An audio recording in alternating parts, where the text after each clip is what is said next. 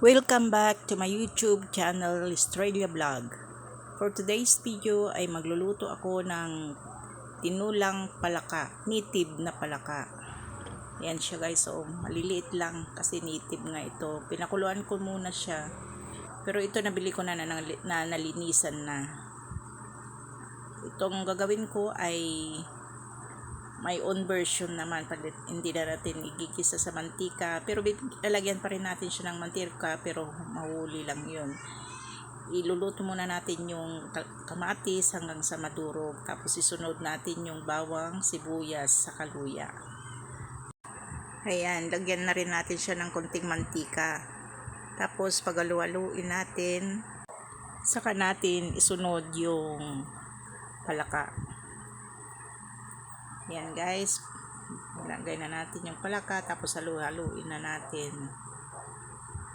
Pagkahalo, sunod natin ilagay yung seasoning granules, saka yung asin. Yan.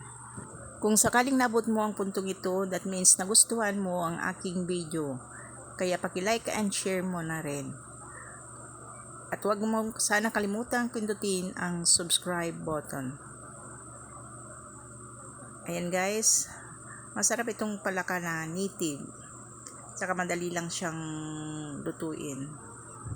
Ayan, linagyan na rin natin siya ng tubig at takpan hanggang sa maluto. Pagkaraan ng ilang minuto, pag kumulo na siya at naluto na, pwede na nating ilagay yung dahon ng ampalaya. Ayan, pati yung ampalaya guys, native rin yan. Kaya medyo mapait. Pero mas masarap yung medyo mapait. Mabuti yun sa mga diabetic. Ayan, luto na guys.